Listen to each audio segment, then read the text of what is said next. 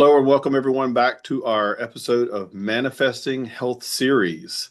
Today have a special guest with us, Edie Yau, to discuss the progress in Alzheimer's and brain health. Where are we now? Edie is a Senior Director of Diversity, Equity, and Inclusion Engagement for the Alzheimer's Association. With over 25 years, Edie has worked tirelessly to develop programs and strategies ensuring under-resourced communities have access to Alzheimer's and dementia education and services. Thank you for joining us, Edie. Thank you, Curry. I'm glad to be with you. Excellent. Thank you so much. So as we get started, let's do this. Let's talk a little bit about yourself and how you got into the Alzheimer's space and brain health space and where you are now within Alzheimer's Association. Yeah, fantastic. Well, first, I want to just acknowledge our 4 years, almost 4 years together with American Association for Men in Nursing. I think it's been a tremendous partnership that we've had together. It's And we've hard come a to long way believe. together. It is. It's hard to believe that I've been in this space for 25 years. Right. Didn't plan it that way, but it just I sort We of never just do. yeah, I just stumbled into it, I think, Right, right. um I got my master's degree in gerontology, have always had a passion for working with older adults. And I started at the chapter, the Northern California, Northern Nevada chapter. And really, my entire career here, my tenure has been focused on ensuring, as we said, under-resourced communities have access to information and Right. resources. Because I'll give you an example. When I started this job and I told my mom about it, I was so excited. She said, "Oh, but Chinese people don't get Alzheimer's, right?" So it really gave me even a personal sense, and we didn't know anyone in our family, in our circle of anyone with Alzheimer's. And so that is the story that has played out in so many communities is while we've made tremendous progress 25 years ago in general of getting that word out, there was still a lot of stigma around Alzheimer's and dementia. And fast forward to today, my mom will say, I read nothing but Alzheimer's in the Chinese newspaper. So, it's like, that's good. She's telling me about the FDA approved treatment in Alzheimer's because she read it in the newspaper. Wow. That's progress. And that's what we're seeing today. Our Facts Alzheimer's Association put out a facts and figures report. We do this annually. It just came out a week or two ago. And the numbers show that statistically speaking, we're seeing continued growth in the number of people impacted by Alzheimer's. Right. Um, 7 million people in the United States alone who are affected by Alzheimer's. The number of caregivers is double that, right? And so where we are today is that we know that there are now two FDA approved treatments for Alzheimer's, different from the medications we've seen in the past, which are to treat the symptoms, to help people boost their ability, their brain's ability to work better in dealing with it. But now we have two treatments that actually have been shown to slow the cognitive decline in the early stage. And so we are entering this new era of treatment. And when you think about Alzheimer's disease was identified in 1906, and today we're in 2025, that is tremendous progress. So now this next era is really about early diagnosis, early detection, and making sure that people have access to these treatments. So that's kind of where we are today. So I'm so glad you mentioned the fact that, there's been a lot of progress in a I say relatively short period of time in science world to get us from a point of treating symptomology the best you can, and then moving into a space where you can have not only you have more knowledge of prevention, Mhm. not completely prevent it altogether, but in most cases preventing a lot of the deterioration of symptoms, but also the fact that there are some big strides in medicine and science when it comes to slowing the progressive disease process.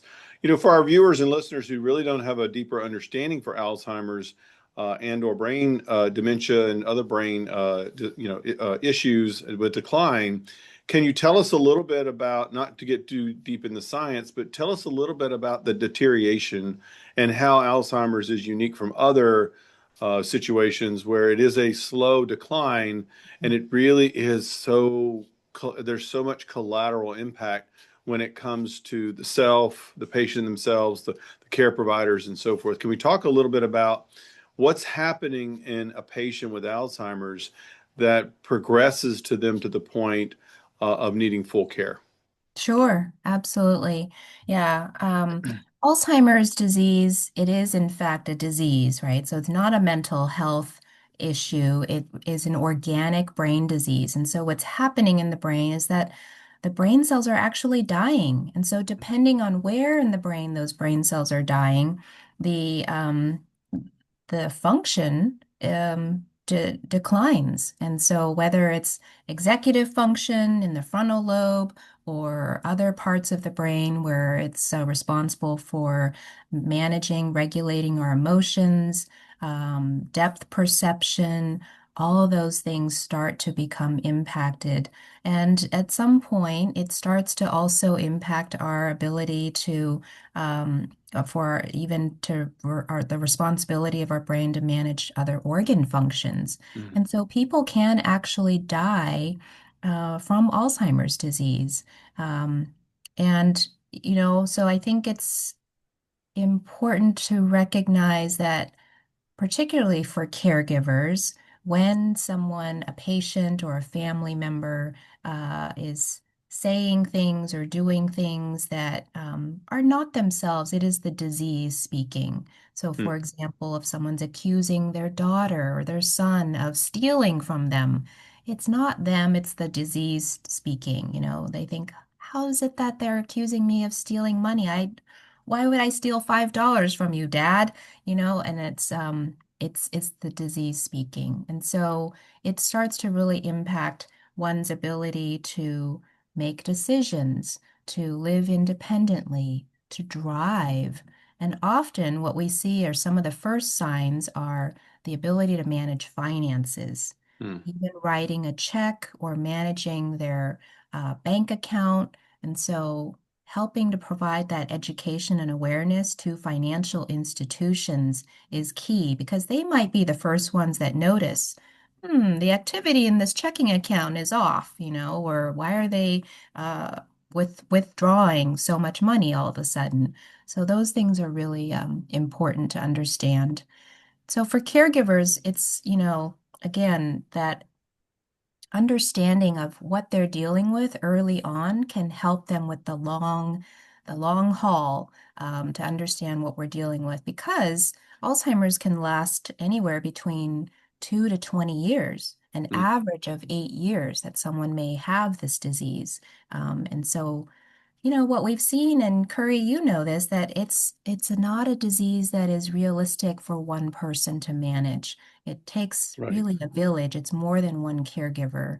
And I think some of our work has been how do we support male caregivers in this Right. space? Yeah, and Because I'm glad you're mentioning that because that's one of something incredibly important in the traditional roles. And like you said, Alzheimer's, and there are other disease processes as well, but Alzheimer's is very prominent when it comes to the care that a caregiver or a person, a family member, a community, or intimate individuals, it lies within them in most all cases to be that person of consistency, to be that person of care planning and transitioning and whatever it might be. And so it can lay a huge burden on families when it comes to this, the disease process and even in, later in stages and so forth. So as you mentioned with men who are caregivers, for us and in a profiled role, if you will, of traditionally not being the caregiver in the home.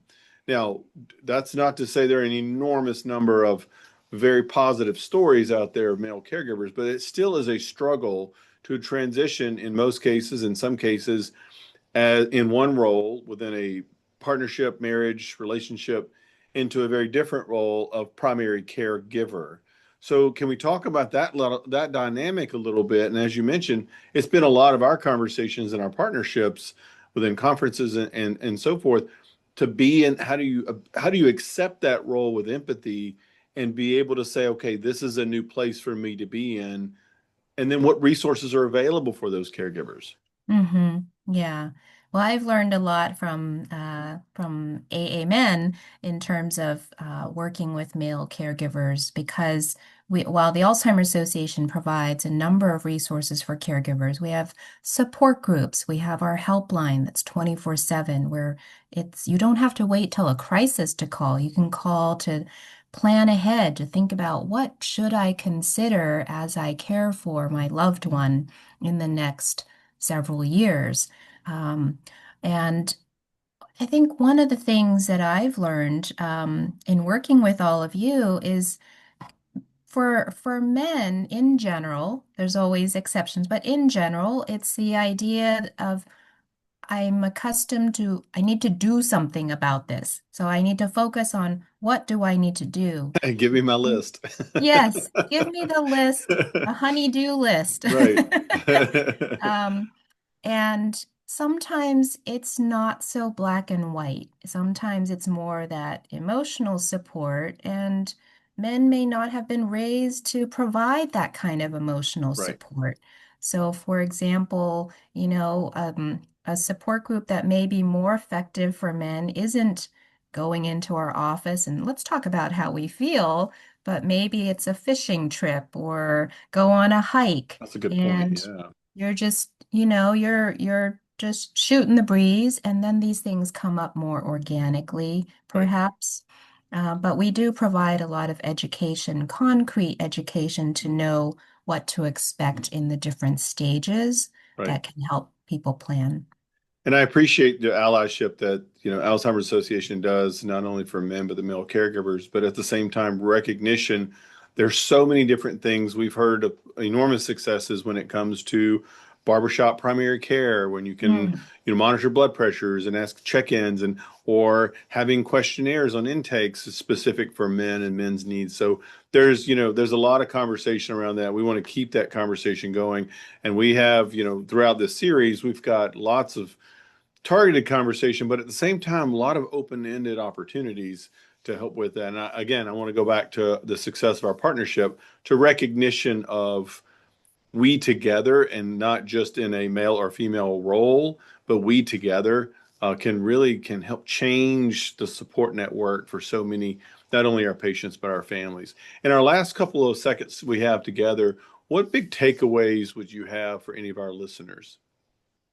Yeah, I would say that Alzheimer's disease and dementia. Um, It's not going away anytime soon, but there's a lot of hope in terms of what is in the horizon. And so, as we see more treatments available, we need one, more representation in the studies. And so that's really key, but also to continue to advocate for more support for caregivers because the burden is great. It's tremendous for caregivers. And so, making sure that people know that the Alzheimer's Association is here with lots of resources is important. And also that the workforce needs to be better equipped to care for people with dementia.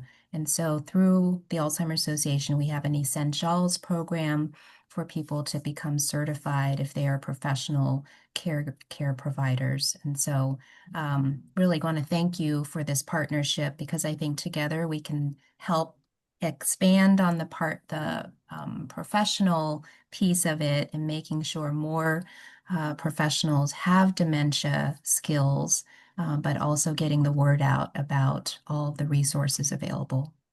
Thank you, Edie. I really appreciate it. And thank you for your time today. And as you mentioned, the essentials content and trainings, we have had links within our website to help support and bring people over into that learning platform. But it's also really incredibly important to also check in with the care providers. We get so wrapped up in the day to day.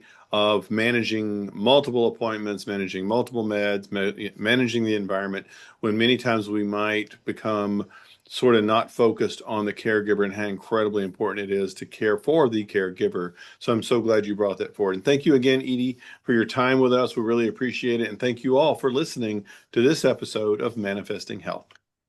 Thank you.